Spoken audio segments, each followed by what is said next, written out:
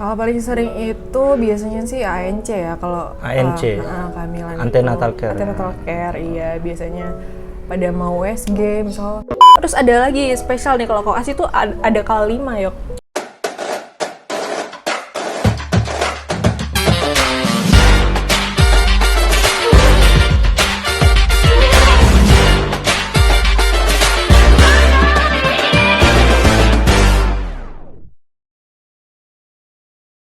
Assalamualaikum warahmatullahi wabarakatuh. Halo teman-teman YouTube yang ada di rumah, kembali lagi di channel kita yang tercinta ini. Di mana di channel ini kita akan membahas semua hal tentang dunia kedokteran bersama teman-teman saya yang saya undang di sini.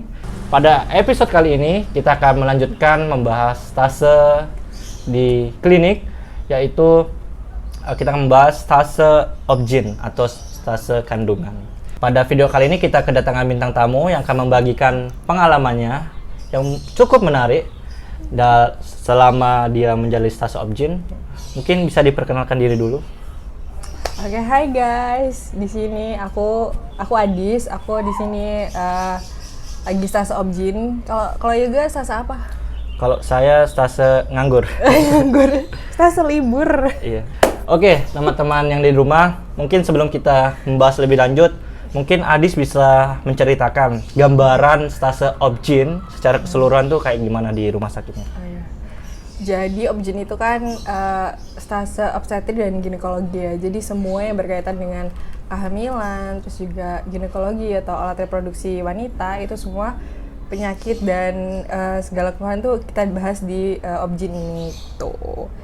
Nah kalau di RSUD itu stase obgyn itu ada 6 minggu ya kelompok itu. Terus ini aku udah masuk minggu ke-5, minggu depan itu mau ujian guys.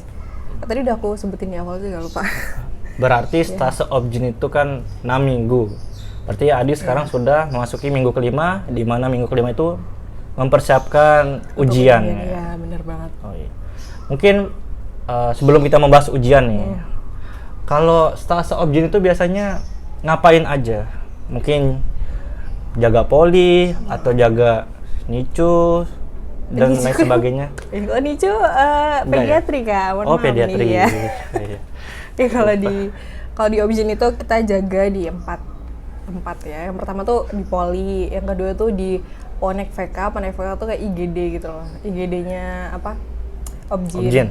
Terus sama di ruangan itu di Bougainville kalau di RSUD. Jadi kesehariannya tuh ya misal kalau misalnya kita poli ya udah kita ikutin dokter yang jaga di hari itu siapa. Ya kalau misal jaga poli, biasanya masuknya jam berapa itu? Kalau poli itu biasanya masuknya setengah 8 sampai jam 12 gitu. Jam 12? Iya jam 12-an. Selama di poli itu ngapain? Cuma ngikutin dokternya di belakang? Oh ya selain ngikutin, kita juga ada anamnesis sama pemeriksaan fisik sih biasanya. Pemeriksaan secara umum aja gitu. Misal ada pasien datang, terus yaudah kita anamnesa, kayak keluhannya apa. Biasanya kalau terkait obstetrik itu kan pasien hamil ya, hamil. Keluhannya bisa aja udah telat menstruasi itu juga bisa, atau enggak pas lagi ANC atau antenatal care itu kan. Kalau ibu hamil kan biasanya minimal 6 kali ya antenatal care gitu. Terus kalau berkaitan tentang ginek itu biasanya keluhannya kebanyakan tentang keputihan, terus misalnya nyeri saat haid atau telat haid, atau misalnya haidnya nggak berhenti gitu biasanya. Jadi pasien yang datang ke poli obgyn ini bervariasi ya? Ada yang memeriksa kehamilan, ada yang memeriksa mungkin ada kelainan seperti keputihan dan lain sebagainya ya. Benar sekali. Yang paling sering apa berarti?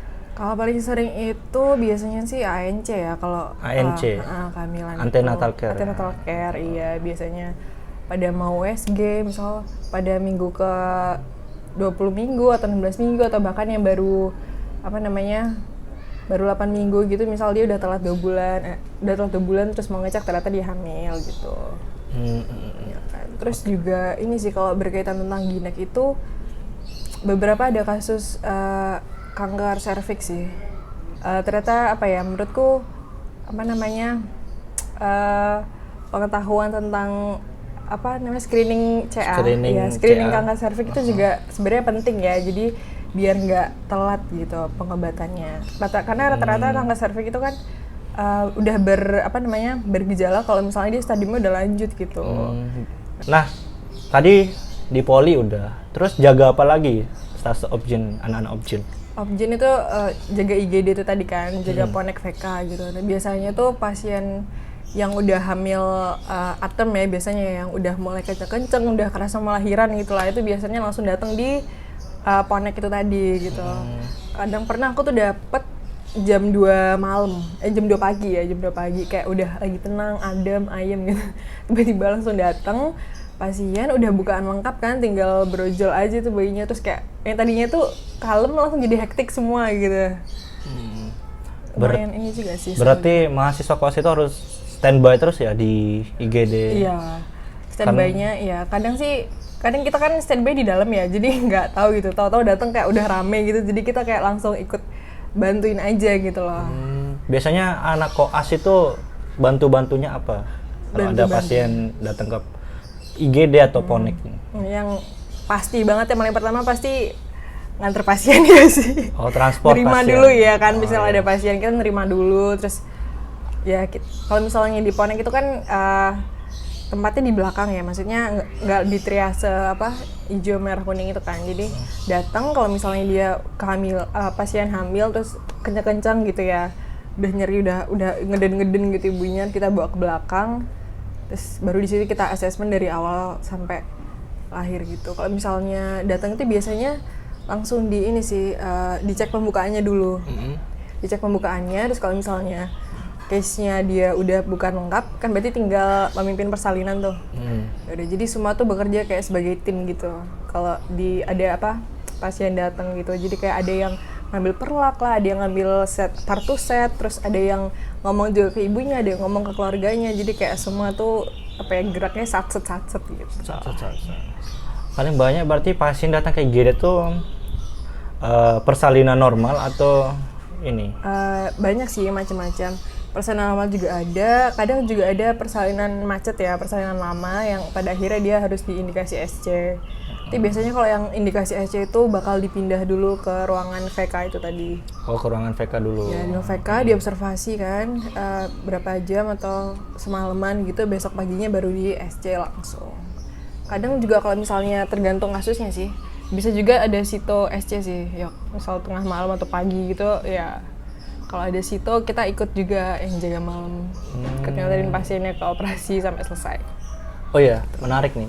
Misal pasiennya di sito atau di sesar lah ya, bahasa umumnya. Nah, untuk tugas sebagai seorang koas itu apa? Apakah cuma observasi aja? Atau gimana? Kalau di beruntungnya kita ya, maksudnya kita tuh di RSUD di mana kita bisa langsung berinteraksi sama dokter spesialisnya ya. Jadi kan kalau di RSUD kan belum ada PPDS, jadi kita tuh bisa ikut terjun langsung asistensi gitu loh. Kemarin tuh aku sempat, ini alhamdulillah banget sih dapat kesempatan buat asisten di SC sama salah satu dokter spesialis Obgyn di sana. Tugas kita itu kemarin aku, selain kita persiapan dulu mau operasi kan, jangan lupa kalau misalnya mau operasi kan harus ada yang cuci tangan, yang 5 langkah cuci tangan. Aseptis itu loh. Oh, aseptis. Ya on off gitu-gitulah. Pokoknya itu pengalaman juga sih. Nah, setelah kita udah persiapan, udah ganti baju, udah clear ya, udah mau bantuin operasi, kita berdiri di sebelah dokter spesialisnya. Dan tugas kita itu, kalau kemarin aku pas bayinya udah keluar, kita tuh bantu ngeluarin bayinya gitu loh. Tekniknya tuh sama kayak asuhan persalinan normal, jadi kepala diputar ke atas, ke bawah, terus baru dikeluarin seluruhnya gitu. Itu pas pertama kali aku tuh kayak deg-degan banget kan, kayak takut, kayak aduh ini gimana gitu. Tapi karena ada langsung dokter spesialisnya langsung, jadi kayak gak usah takut deh gitu, langsung dibantuin sama dokternya, diajarin juga gitu loh. Oh iya. Bisa menjadi pengalaman yang ini ya, berharga ya. Pengalaman banget sih. Selama koas ini. Iya, apalagi ngeliat SC gitu kayak wah. Persalinan normal juga gitu sih, kayak wow banget gitu, kayak menurutku hal yang paling yang paling wow gitu ya, yang aku rasain di Obgyn itu kalau ngeliat persalinan normal sih, Yok. Persalinan normal. Iya. Itu persalinan normal tuh kan perjuangan seorang ibu buat mengeluarin bayinya tuh kayak subhanallah banget, masya Allah banget sih menurutku ya. Apalagi waktu itu sempat ada pasien yang dia udah partusnya lama kan, dan itu udah seharian full gitu, terus dia tetap diusahain normal kan karena bukaannya juga udah bukannya udah lengkap, tapi itu lama banget gitu loh. Terus kayak udah kecapean, terus bayinya juga gak keluar itu ngeliatnya juga kayak ya ampun perjuangan gini banget ya gitu loh. Tapi sekalinya keluar terus bayinya nangis, itu kayaknya tangisan bayi itu menjadi hal yang menyenangkan gitu, bukan yang menyedihkan, khawatir gitu, enggak, malah kita tuh seneng gitu. Ibunya yang tadinya capek jadi kayak bahagia, seneng kayak anaknya lahir sehat, nangis gitu kan. Jadi sakitnya udah nggak kerasa lagi kalau kata ibunya gitu. Oke. Untuk selanjutnya nih, selama stase Objin, mungkin gimana setelah proses pembelajaran selama ini di rumah sakit? Mungkin belajar apa saja sebenarnya? Apa yang bisa didapatkan? Yang didapetin dari Objin? Iya. Ya itu banyak banget sih didapetin dari Objin. Mungkin ini ya, kalau tipe belajar mungkin ya, kalau tipe belajar kan macam-macam ya, tapi kalau aku tuh tipikal belajar yang harus aku kan suka nyatet ya, jadi apapun itu aku catat gitu loh semuanya. Lebih seringnya itu pas kita MR sih, pas MR atau nggak pas lagi presentasi kasus gitu. Apapun yang dokternya komen, maksudnya yang si kita komen atau masukan atau pertanyaan, itu semua tuh tak catat dulu gitu pertanyaan-pertanyaannya.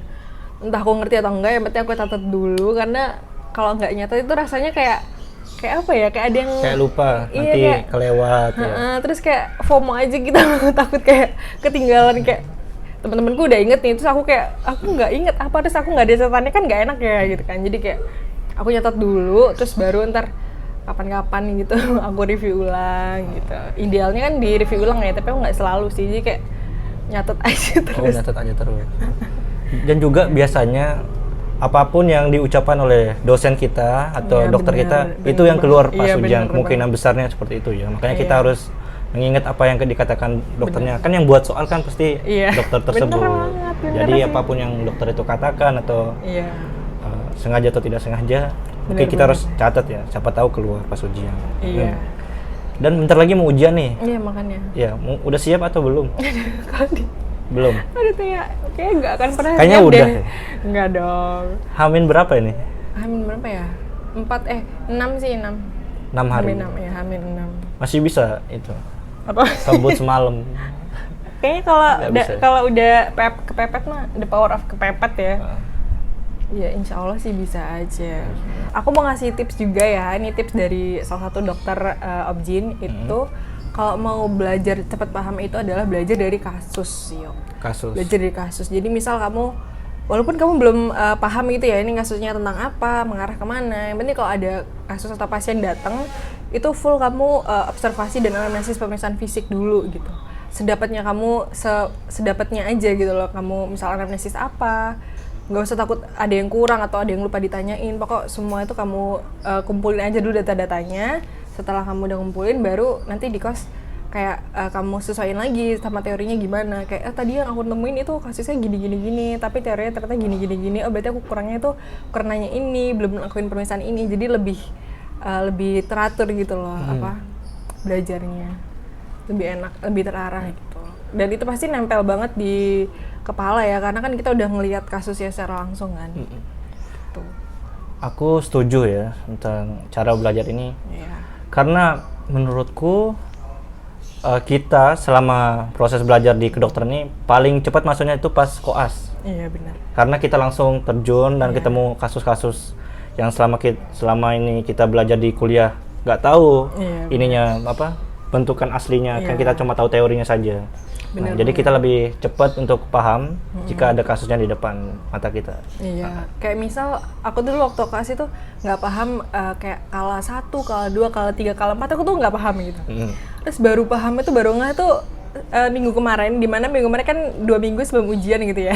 Kayak aku tuh baru nggak kayak, oh ternyata kala 1 tuh fase bukan 0 sampai bukan mau lengkap. Terus kalau kala 2 itu udah bukan lengkap, tinggal pimpin persalinan. Skala 3 fase setelah bayi lahir, terus plasentanya juga lahir 30 menit. Fase 4 itu setelah selesai semuanya gitu kan. Kayak baru ngeh itu pas melihat langsung juga gitu loh, kayak oh kayak gini ya berarti sama nih di teori sama aslinya gitu. Jadi lebih ngena aja gitu loh di lebih kepala. ngena ini ya kalau ketemu aslinya ya. Kalau ketemu langsung. Terus ada lagi spesial nih kalau koas itu ada kala 5 yok. Kala 5. Iya, kala 5 di mana para koas itu beres-beres habis asuhan persalinan normal. Beres-beres pulang. Enggak, beres-beres kan kita kan udah pakai apron, udah ya Bersih-bersih ya diri. bersih diri gitu loh. Itu namanya kala 5. Kala 5-nya anak koas. Oh. Siapa yang buat? Ada. Oh iya, teman-teman sendiri. Ya pokoknya nanti kalau kamu masuk Objin jangan lupa kala 5. Bersih-bersih diri, iya. Oke, mungkin ada ini hal-hal yang menarik atau yang kurang menarik selama bukan yang menarik ya, hal-hal menyenangkan atau hal yang kurang menyenangkan selama stase Objin? Menyenangkan itu ya ini sih, kalau misalnya ada lahiran terus semua berjalan dengan lancar, terus bayinya lahir sehat juga, ibunya juga sehat, nggak ada perdarahan, nggak ada komplikasi, itu seneng sih.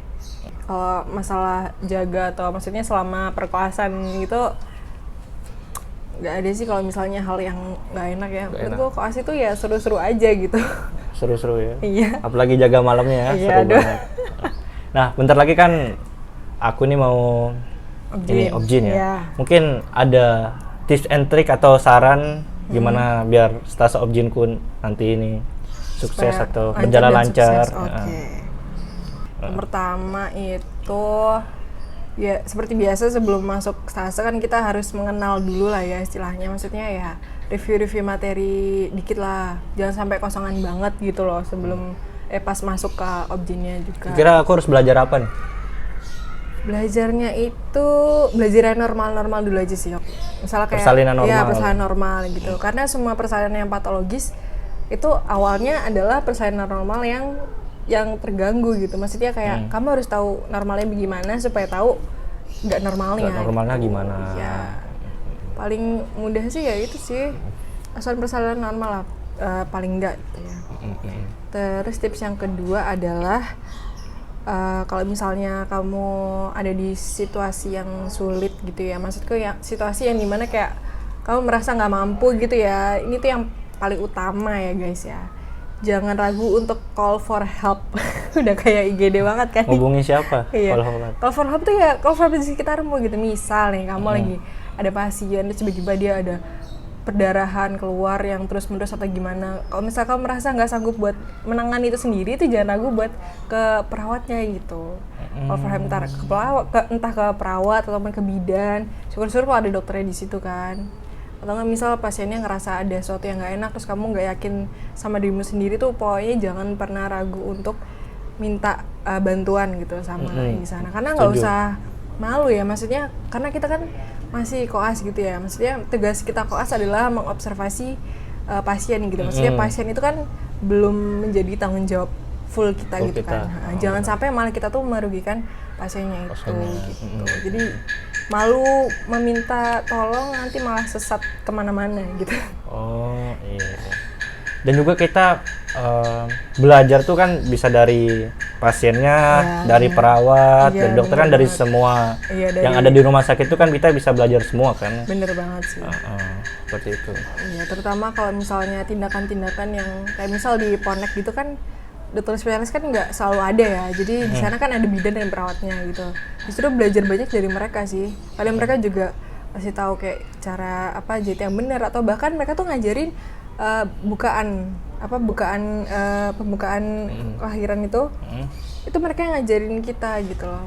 Mungkin pertanyaan terakhir nih untuk Adis di podcast kita, mungkin ada motivasi yang bisa disampaikan kepada teman-teman semua mengenai koas secara umumnya, nggak stase Objin saja ya.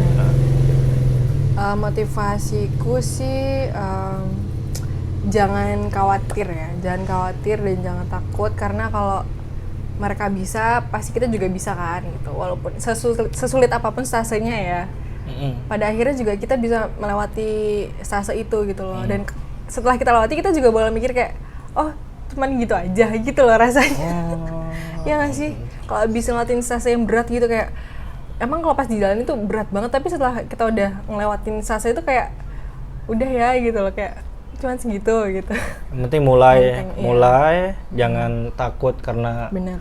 udah ngelihat stase objin stase besar, Iya. udah mau mundur dulu, takut dulu, ya udah tinggal jalani aja kan. Iya. Jalanin aja, tau-tau udah mau ujian kan ya. Sebenarnya nggak seberat yang dibayangkan Iya, teman-teman benar. semua ya. Oke, teman-teman semua, terima kasih untuk teman-teman yang sudah menonton podcast kita kali ini. Bagi teman-teman yang menyukai video seperti ini, silahkan bisa like, komen, dan juga subscribe channel ini.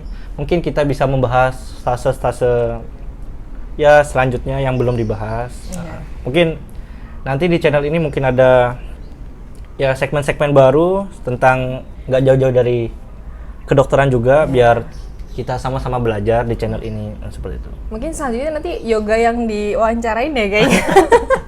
Masa diam mulu kan ya, wawancarain temen-temennya, dia sendiri harus diwawancarain guys. Iya, besok ya 2030 lah. Aduh. Kalau udah lulus, udah pulang semua di rumah masing-masing baru saya mau. Ya, Boleh deh. mungkin ada 1-2 kata terakhir. Apa ya? Tetap semangat. Tetap semangat, jangan Masih menyerah. banget ya. Jangan kebalik ya, tetap menyerah, jangan semangat, jangan gitu, kebalik. Oh iya. Yang bener gimana yuk? Seberat apapun rintangan yang ada di depan, mundurlah. Jangan pernah maju. Maju. Perjalanan kita tuh masih panjang guys, jadi tetap semangat deh. Oh iya, semangat ya buat ujian ke depan untuk Iya. teman-teman yang lagi stase objin. Semangat guys. Semoga ujian objinnya Amin. lancar. Ujiannya apa? Komputer sama OSC ya? CBT ya, OSC. OSC, komputer Station sama gitu. persalinan normal dan Iya. lain-lain seperti itu ya. Gampang lah ya, udah lewat 5 minggu aduh. ya. Semoga lulus ya. Insya Allah, amin ya Allah. Terima kasih Yoga sudah mengundang saya ya. Iya, saya yang terima kasih Oh iya, sudah mau ya ngobrol di podcast. Masa basi. Iya. Oh ya, belum minum. Kita iya.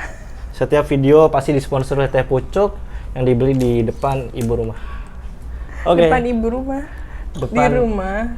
Di rumah depan ibu di depan rumah. Ibunya. Udah intinya ini beli di depan Depan rumahnya. Yoga, depan kontrakannya. Betul, iya. Cheers. Oke, dadah.